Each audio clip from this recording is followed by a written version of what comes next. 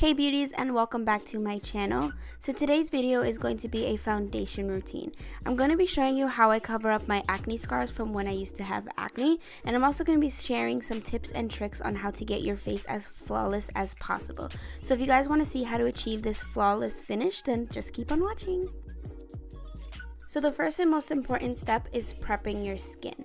The first thing I'm going to be using is moisturizer, and I'm just using my Tatcha water cream, and I'm just applying a generous layer all over my face. Moisturizing your skin before foundation is very important no matter what skin type you have. It acts as a base for your foundation, and any dry patches that you might have may cause your foundation to look bumpy or even patchy because it might be sticking to the drier areas of your face. So moisturizing is very important. So the next step is making sure that your skin is still nice and prepped, but also making sure that you're priming it very well.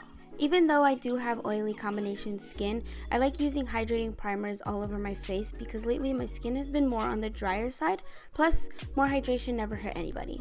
And then on top of that, I'll go in with a pore filling or smoothing primer.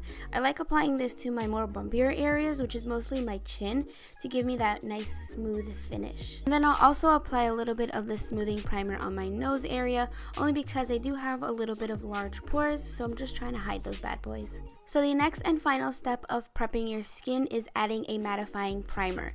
Obviously this step is completely optional. If you have a more drier skin, I wouldn't recommend using a mattifying primer, but since I do get pretty oily on my forehead, I'm just applying the Makeup Forever Step 1 Skin Equalizer primer just to keep my foundation nice and matte throughout the day. So the next step I definitely recommend to anyone who has any dark spots or scarring from acne. So I'm just using a green concealer to correct the redness that I have.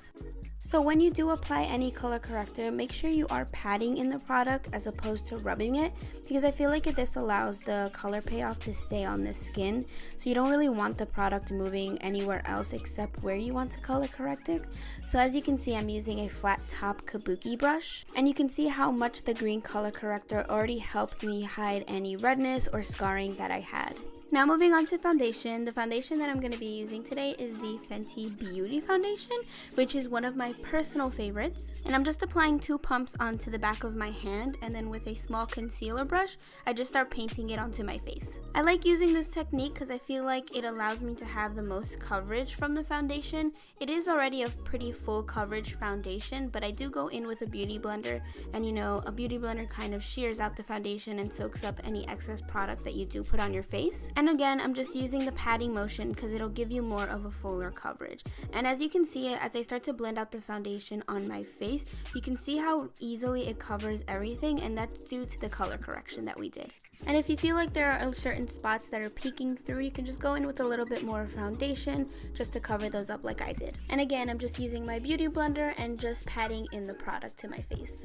Now I'm just using my Tarte Shape Tape Concealer, which you guys know is my absolute favorite. And like always, I'm using a beauty blender to blend out the concealer. No matter what, I always go for a beauty blender for under my eyes because it does take away a little bit of the coverage, and it's very easy to have a cakey under eye because the under eye is such a delicate part of the skin. So I really recommend using a beauty blender over a brush for your under eyes because it's just going to give you that nice flawless finish. Now a major key to having a flawless face and having your foundation last all day is setting it into place. I'm using my Kat Von D Lock It Translucent Powder, and I'm just placing that under my eyes. And I really love this powder for under my eyes because it's not heavy at all, and it doesn't emphasize any lines under my eyes and doesn't make my under eyes look cakey. Now to set the rest of my face, I'm using my Makeup Forever Pro Finish Powder Foundation. And I'm using all matte powders to set my face because when something is matte, it's not going to look shiny. And when something looks shiny, it's going to emphasize texture. So if you have any texture, using all matte products are going to be way better for you than using dewy products because a matte finish is going to give you more of a flawless finish. So since everything is nice and set, I'm going to do the rest of my face makeup. And again, I'm keeping everything matte except for my highlight. So obviously, my blush and my bronzer are both going to be matte. When you are applying your highlight, make sure you don't apply it to any bumpy areas because a highlighter is just going to highlight your texture, and that's not what we want. We want a nice flawless finish. So make sure you're only applying it where you have nice smooth skin. So for me, that's just my cheekbones and above my eyebrows. Alright guys, so that is the end of this video. I really hope you guys enjoyed it, and if you did, make sure you like it and subscribe to my channel if you aren't already. If you guys really like videos like this, then leave a comment down below and let me know what else you want me to do a concentrated video on. I find that these videos are really helpful, so if you guys really like it, let me know.